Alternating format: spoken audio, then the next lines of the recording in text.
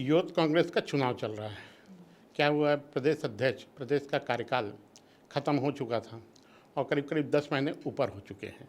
युवा कांग्रेस है और कांग्रेस संगठन का एक तरह से इंजन है तो ये युवाओं का चुनाव, युवाओं के बीच में ही अध्यक्ष, उपाध्यक्ष और अन्य पदों पर चुनाव होते हैं। लेकिन इसमें बड़े नेताओं की भी उतनी दखल रहती, उतनी ही दिलचस्पी रहती है। वजह यह है कि उन्हें भी चुनाव लड़ना है आने वाले समय में। यही वजह है कि इसमें दिलचस्पी रहती है। अच्छा, कांग्रेस की बात करूं तो यहाँ के जो टॉप लीडरशिप है, बड़े नेता, ज़्यादातर उनका बैकग्राउंड युवक कांग्रेस का रहा है। जैसे भूपेश बघेल दुर्ग ग्रामीण युवक कांग्रेस के अध्यक्ष रहे। मोहम्मद अकबर अविभाजित मध्य प्रदेश में जनरल सेक्रेटरी रहे। रविंद्र चौबे जिला अध्यक्ष रहे। अमरजीत भगत सरगुजा जिला कांग्रेस के अध्यक्ष रहे। उनके बेटे अभी पदाधिकारी रहे और अब प्रदेश अध्यक्ष पद की दौड़ में हैं। राजेश तिवारी मुख्यमंत्री के सलाहकार रहे। वो पिछली सरकार में संसदीय सलाहकार थे भूपेश बघेल के। वो कांकेर जिला युवक कांग्रेस के अध्यक्ष रहे बस्तर के। उनके दामाद आकाश तिवारी अभी प्रदेश अध्यक्ष हैं। इस तरह आप जितने भी देखेंगे बड़े नेता जिनका अपना बैकग्राउंड है वो युवक कांग्रेस का रहा है। युवक कांग्रेस को लेकर राहुल गांधी बहुत संवेदनशील रहे हैं। इस संगठन को हर ज़्यादा से ज़्यादा युवा जुड़े, इसके लिए हर तरह की कोशिश की है। शुरुआत में मनोनयन होता रहा। अविभाजित मध्य प्रदेश छत्तीसगढ़ राज्य बना तो सबसे पहले देवराज सिंह अध्यक्ष बने। उसके बाद योगेश तिवारी अध्यक्ष बने जो भाजपा में शामिल हो गए। उसके बाद कुछ दिनों के लिए एक ट्राइबल लड़की है, जिला पंचायत की सदस्य रही, राजकुमारी दीवान, वो कुछ समय के लिए अध्यक्ष रही। विधिवत चुनाव बाद में हुआ, वो उत्तम वासुदेव अध्यक्ष चुने गए। चुनाव कराने के लिए एक एनजीओ की सेवाएं ली थी, पारदर्शिता रहे। वो थे जेएम लिंगडो। वो चुनाव उन्होंने इसके लिए तैयार किया था। कब की बात? ये 2010 वर्ष के आसपास की बात है।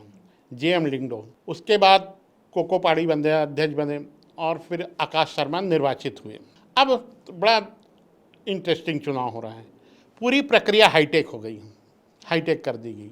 मतलब एक चुनाव के लिए सदस्यता के लिए पात्रता ये है 25 मई 1990 के बाद वाले ही सदस्य बनेंगे और जिसका जन्म 25 मई 1990 को हुआ है या उसके बाद हुआ है वही सदस्य रहेंगे या फिर वही चुनाव लड़ सकते हैं। अब इस पर क्या है कि 10 महीने बाद कार्यकाल को 10 महीने पूरे हो चुके थे, 10 महीने अधिक हो चुके हैं। 35 लोगों को शॉर्ट लिस्टिंग हुई है जिसमें पाया गया है कि ये अध्यक्ष के चुनाव के लिए एलिजिबल है और चुनाव लड़ेंगे। पूर्व मंत्री अमरजीत भगत के बेटे आदित्य भगत भी नाम है। कुनकुरी के जिला पंचायत नगर पंचायत अध्यक्ष विनयशील। एक नाम प्रमुख रूप से उभरा है, वो है निखिल कांत साहू जो कि महासमुंद नगर पालिका अध्यक्ष रहे।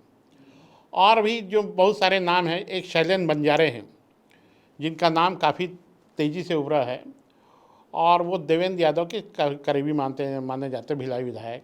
वो 6 महीने बलौदाबाजार आगजनी कांड में जेल में थे। अभी वर्तमान में जिला पंचायत के सदस्य हैं। वो एक बड़ा महत्वपूर्ण चेहरा है। एक सत्येंद्र चेला कुआरंग के रहने वाले हैं। ये इस तरह के कई नाम आ रहे हैं। कांग्रेस के जो बड़े नेता हैं, कुछ लोग चाहते हैं कि इस बार अनुसूचित जाति वर्ग से अध्यक्ष हो, एससी हो। उसके पीछे जो मंशा जो समझ में आ रही है, इन दिनों भीम आर्मी का थोड़ा दबदबा बढ़ रहा है, रुझान बढ़ रहा है। बहुजन समाज पार्टी से अलग होके भीम आर्मी युवाएं जुड़ रहे हैं, तो उसकी काट के लिए इसी वर्ग से एक अध्यक्ष हो, ऐसी उनकी कोशिश है। शैलेंद्र बंजारे के लिए पिछले कई महीनों से देवेंद्र यादव घूम रहे। देवेंद्र यादव एनएसयूआई के खुद अध्यक्ष रहे हैं। आकाश शर्मा को प्रदेश अध्यक्ष बनाने में भी उनकी भूमिका रही है। युवाओं की अच्छी फौज है। वो खुद कांग्रेस के राष्ट्रीय सचिव बिहार के प्रभारी सचिव हैं, तो दिल्ली में उनकी काफ़ी अच्छी दखल है। वो लेके घूम रहे हैं। अब मोटे तौर पर ये माना जा रहा है कि शैलेंद्र बंजारे एक प्रत्याशी होंगे और देवेंद्र यादव खेमे की तरफ से। एक नाम जो छन के आया है भूपेश बघेल कैंप से, सत्येंद्र चेलक का। देवेंद्र यादव खेमा और भूपेश बघेल खेमा आमने सामने हो सकता है, एक चर्चा ये है। थोड़ा सा भूपेश बघेल देवेंद्र यादव को विधानसभा टिकट दिलाने, महापौर बनाने में भी उनकी भूमिका रही है। लेकिन कुछ समय से वो तिरछे तिरछे चल रहे हैं। उनकी अपनी दिल्ली में खास करके बलौदा बाजार कांड के बाद या उससे पहले भी उनकी इच्छा के खिलाफ वो टिकट ले आए थे, लोकसभा चुनाव लड़े थे बिलासपुर। वो नहीं चाहते थे भूपेश बघेल कि उनको चुनाव लड़े, बल्कि वो दुर्ग में प्रत्याशी चुनाव प्रचार करते रहे, ये बाहर लोकसभा, ये उनकी इच्छा थी। लेकिन उन्होंने वो जाके दूसरे जगह से जाके चुनाव लड़ा। 36 का आंकड़ा नहीं है, लेकिन एक तरह से भूपेश चुनौती देने की कोशिश दिख रही है। इसकी 2-3 उदाहरण मुझे नज़र आया पिछले महीने ही, शायद कुछ हफ्ते पहले पाटन में इन्होंने ये जाके कार्यक्रम किए। जिला अध्यक्ष और ब्लॉक अध्यक्ष तक को मालूम नहीं था। देवेंद्र यादव वहाँ जाके प्रचार किए, शैलेंद्र बंजारे को लेके गए थे। तो इससे लगता है कि पार्टी के भीतर देवेंद्र यादव और भूपेश बघेल के खेमा के बीच में टकराहट दिख रही है। अब दूसरे बड़े खेमा की बात करें तो चरणदास महंत, वो अभी साइलेंट है। दोनों के लोग जाके उनसे मिल रहे हैं, आशीर्वाद लेने की कोशिश कर रहे हैं, लेकिन उन्होंने वो अब तक खुल के किसी के समर्थन में या अपने लोगों को कहा कुछ नहीं। टीएस सिंहदेव का भी वही कहना है कि वो भी अभी तक कुछ दिख नहीं रहे हैं। लेकिन मोटे मोटे तौर पर ये चुनाव कुछ हद तक ऐसा लगता है, अभी तो नामांकन दाखिल होने में टाइम है, ये सारी प्रक्रिया ऑनलाइन होगी। जैसे ही नामांकन दाखिल होगा तो सामने आएगा कि वस्तु स्थिति इनके क्या रुख है।